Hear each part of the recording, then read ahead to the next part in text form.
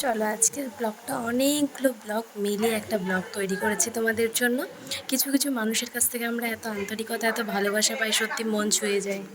সত্যি কথা বলতে এটা অনেক দিনের আগের ব্লগ। আমরা চলে এসেছি একটা ব্রাইডের বাড়িতে, আর ব্রাইডের বাড়িতে এসে দেখছি যে গোলাপগুলো অতটাও ভালো না, তো পুরোভাবে দিলে ভালো লাগবে না, সেই জন্য আজকে আমরা গাছটা বানাতে বসে গেছি। তো ফার্স্ট টাইম আমরা একটু গাছটা বানিয়ে নিচ্ছি, অনেক তাড়াহুড়োর মধ্যে করেছি কারণ বেশি টাইম ছিল না। তো এখানে অল্প কটা ফুলের পাপড়িও ছিল, আর এদিকে আমার ব্রাইড চলে এসেছে। আর দেখো পুরো কারেন্ট চলে গেছিলো, আমি ব্রাইডকে সাজিয়েছি পুরো অন্ধকারের মধ্যে, ফোনের ফ্ল্যাশ লাইট জ্বালিয়ে আর দিনের আলোতে যেটুকু পেরেছি। তো এটা হচ্ছে আমার ব্রাইডের ফুল লুক। তো কেমন লাগছে অবশ্যই জানিও। তো যাই হোক, অনেক অন্ধকারের মধ্যে এত গরমের মধ্যে ওকে আমি সাজিয়েছি। তো এটা ছিল ওর ফাইনাল লুক। তো ওর সাথে ওর দিদিও পার্টি মেকআপ করেছিল, তো ওর ছবি আর তোলা হয়নি। আর এটা আমার তার কিছুদিন পরের পার্টি মেকআপ ছিল, সেই পার্টি মেকআপের লুক তোমাদের সাথে শেয়ার করলাম। আর এটা দেখো আমার ভীষণ পছন্দের একটা রেসিপি, চিংড়ি মাছের মালাইকারি, যেটা খুব স্পেশাল একটা মানুষ আমাকে পাঠিয়েছে আমার জন্য বানিয়ে, তো থ্যাংক ইউ। আর এটা দেখো আমরা পরের দিন নবদ্বীপের গোবিন্দবাড়ি থেকে একটা প্রসাদ এনেছিলাম। আর এখানে ব্রাইডাল মেহেন্দি প্র্যাকটিস চলছে, এখন আমি মেকআপ আর্টিস্টের সাথে সাথে মেহেন্দি আর্টিস্টও। এটা তার পরের ডেটের একটা ব্রাইড। তো ব্রাইডের বৃদ্ধি লুকের জন্য আমরা চলে এসেছি শ্যুট করার জন্য। তো এখানে ভীষণ সুন্দর একটা জায়গায় চলে এসেছিলাম, আর এই জায়গাটা আমি কখনো যাইনি, দুর্গাশ্রম। তো এখানে গিয়ে আমি একটু ভিডিও বানিয়ে নিয়েছিলাম, ফটো তুলে নিয়েছিলাম ব্রাইডের সাথে সাথে।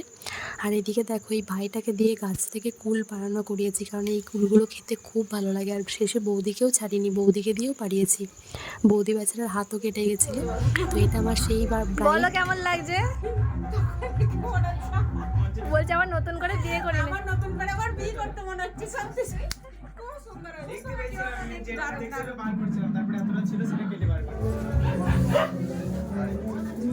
তোমরা বলো আজকে আমার কাছে সেজে তোমার কেমন লাগলো? খুব সুন্দর, অসাধারণ, সবাই কি বলেছে বলো? খুব ভালো বলেছে। তুমি স্যাটিসফাইড তো? একদম। আমি তোমাকে পুরো 1 ঘন্টার মধ্যে, তুমি অনেক লেটে বসিয়েছো, আমি 1 থেকে 1.5 ঘন্টার মধ্যে তোমাকে পুরো কমপ্লিট করে দিয়েছি। চলো, তুমি তোমার লুক নিয়ে হ্যাপি? ঠিক আছে, চলো পরের দিন আবার দেখা হবে।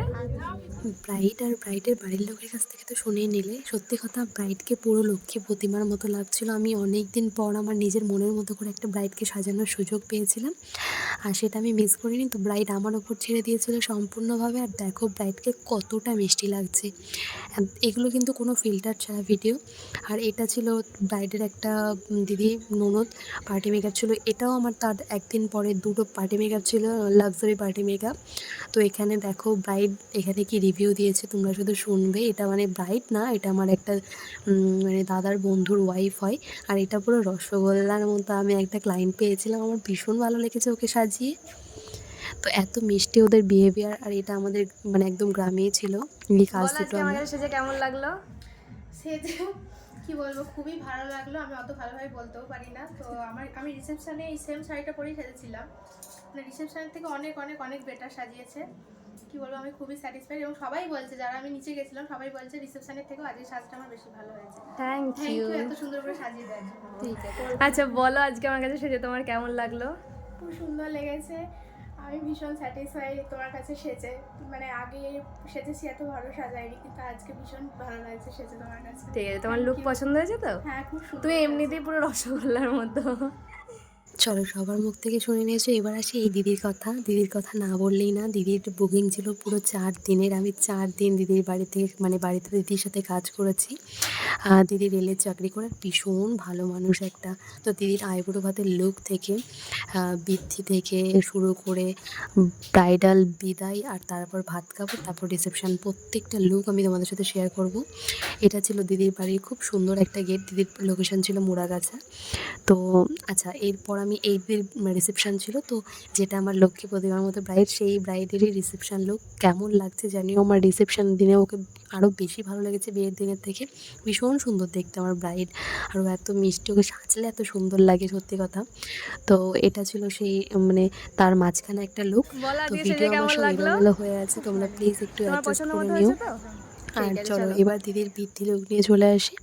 তো এটা ছিল দিদির বৃদ্ধি লুক। আর দিদির এখানে সকালবেলা শাখা পলা পরানো হচ্ছিল। আর সত্যি কথা বলতে দিদি আমাকে সবার প্রথমে বারবার করে যেটা বলেছিল যে আমার যেটা লুক, আমার যেটা স্কিন, আমার যেটা স্কিন কালার তুমি সেটার ওপরেই মেকআপ করবে, আমাকে একটুও ফর্সা করবে না, আমার যেটুকু ন্যাচারাল স্কিন তুমি সেটুকুই রেখো, বারবার দিদি আমাকে বলেছিল। আর এখানে মায়ের সাথে দেখা হয়ে গেছে রাস্তায়। চলো, এটা আমার আরেকটা ব্রাইড ছিল। তো এই ব্রাইডের এটা বৃদ্ধি লুক ছিল, সকালে গায়ে হলুদের লুক ছিল। তোমরা জানিও এই ব্রাইডকে আমি বিয়ের দিনও সাজিয়েছিলাম, বাট বিয়ের দিনে কোনো ফটো ক্লিক আমার নেওয়া হয়নি তাড়াহুড়োর মধ্যে। এটাও ছিল ভীষণ মিষ্টি একটা ব্রাইড আমার, তো ওকেও খুব সুন্দর দেখতে ছিল। তো ওকে আমি সকালবেলা সাজিয়ে দিয়ে তাড়াতাড়ি করে চলে এসেছিলাম, আবার গেছিলাম দুপুরবেলা সাজাতে। সেদিনকে আমার দুটো ব্রাইড ছিল, তো আমি ভীষণ ব্যস্ত ছিলাম, সেই জন্য আমি ভিডিও করতে পারিনি সেইভাবে। আর তোমরা তো জানোই যে কাজের চাপ থাকলে তো প্রচণ্ড প্রবলেম হয়।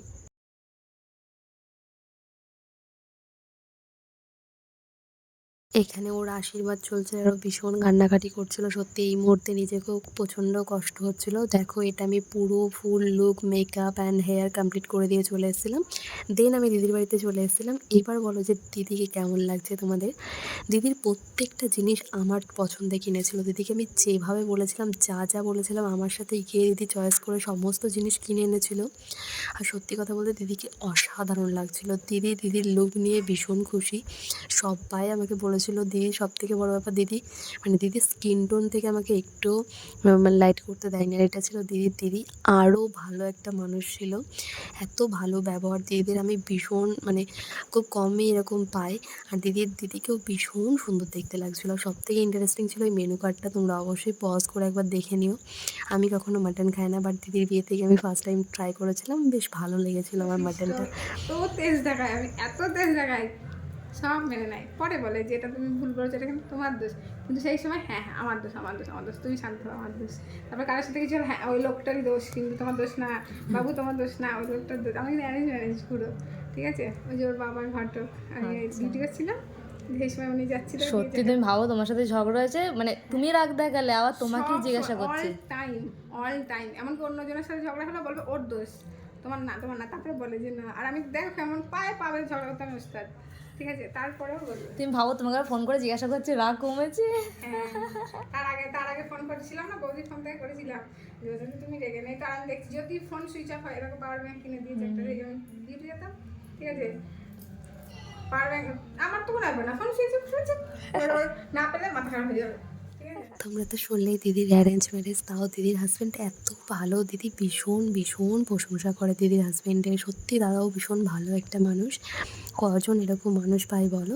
তো দিদির বিদায় লুকটা শেয়ার করে দিলাম। এরপর দিদির এটা হচ্ছে ভাত কাপড় লুক, যেটা আমার সব থেকে বেশি ভালো লেগেছে।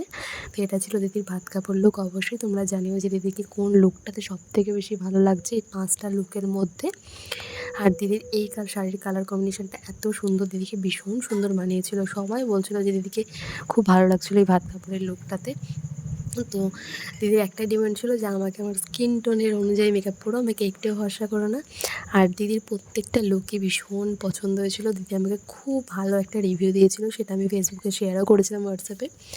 তো যাই হোক, তোমরা অবশ্যই জানিও। আর দেখো, সত্যি কথা বলতে কিছু মানুষের সাথে পরিচয় হয়ে এত ভালো লাগে না, এতটা আন্তরিকতা, এতটা নিজের হয়ে যায় কিছু মানুষ, সত্যি তাদের ধন্যবাদ না দিলেই না।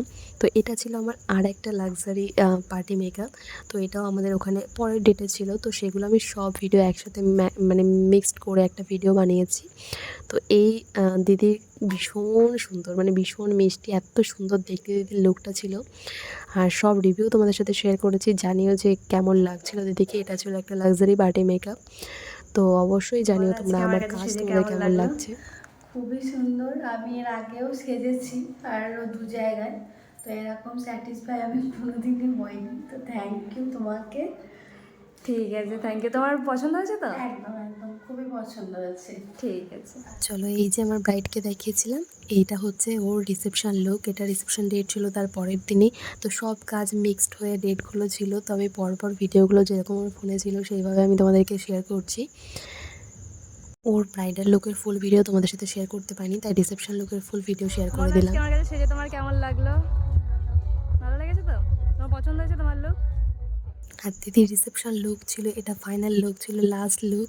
আর দেখো আমি এই ভিডিওটা রাত 10টার সময় নিয়েছি, আর এটা দিদি ছিল, দিদিকেও আমি বল আগে সাজাতে তো গেছিলাম ওরা প্রিয়াকে জিজ্ঞাসা করি, বলো কেমন লাগছে প্রিয়া তোমার দিদিকে? আমার তো খুব পছন্দ হয়েছে, দারুণ লাগছে। প্রিয়া ছিল আমার ব্রাইড, আর আজকে এটা ওর দিদি, মানে প্রিয়ার সাজ দেখেই দিদি আমাকে বুক করেছে। দিদি বলো তোমার কেমন লাগলো আমার কাছে সেজে? দারুণ লেগেছে, খুব সুন্দর। তোমার মনের মতো করতে পেরেছি। এতটা তো আশা করিনি। মানে দিদি একদম সিম্পল কলকা, সিম্পল হেয়ার স্টাইল, পুরো সিম্পল চেয়েছিল, একদম নিজের স্কিন টোনে মেকআপ চেয়েছিল, আমি পুরো সেরকম করার চেষ্টা করেছি। দিদি তোমার লুক নিয়ে হ্যাপি? হ্যাঁ হ্যাঁ, খুব সুন্দর। ঠিক আছে চলো। রাত 11টায় সাজিয়ে এসে বসেছি নেল এক্সটেনশন করতে, আর কাজ কমপ্লিট করতে করতে প্রায় রাত 1টা বেজে গেছিলো। তো এটা ছিল আমার একটা নেল এক্সটেনশন ওয়ার্ক, তোমরা জানিও যে কেমন লাগছে। তো চলো এরপর আমার মেহেন্দির ওয়ার্ক তোমাদের সাথে একটা শেয়ার করি। তো এটা ছিল আমার ব্রাইডাল মেহেন্দির ওয়ার্ক। তো এখন আমি প্রফেশনালি মেহেন্দি আর্টিস্ট হয়ে গেছি, তোমরা মেহেন্দির জন্য চাইলেও আমাকে বুক করতে পারো। এখন নেল এক্সটেনশন, মেহেন্দি সব কিছু আমি করাচ্ছি ব্রাইডালের সাথে সাথে। তো যারা আপকামিং ব্রাইডরা আছো তারা অবশ্যই আমার সাথে কন্ট্যাক্ট করে নিও, সমস্তটা মানে আমার কাছেই তোমরা পেয়ে যাবে। তো আমার কাজ কেমন লাগলো তোমরা অবশ্যই জানাবে সব কিছু। আর কিছু কিছু মেহেন্দির ভিডিও তোমাদের সাথে ফটো আমি তোমাদের সাথে শেয়ার করে দিচ্ছি। তো এগুলো আমার বাড়িতে প্র্যাকটিসের কিছু ওয়ার্ক, এগুলো আমি তোমাদের সাথে শেয়ার করে দিচ্ছি, আশা করছি বুঝতে পারবে। কেমন লাগলো আজকের ব্লগ অবশ্যই জানাবে। তো অনেক অনেক কাজ জমেছিল ফোনে, তো সেইগুলো সব একসাথে করে তোমাদের ভিডিওটা শেয়ার করলাম। কেমন লাগছে অবশ্যই জানিও। অন্য কোনো ব্লগে তোমাদের সাথে দেখা হবে। চলো টাটা।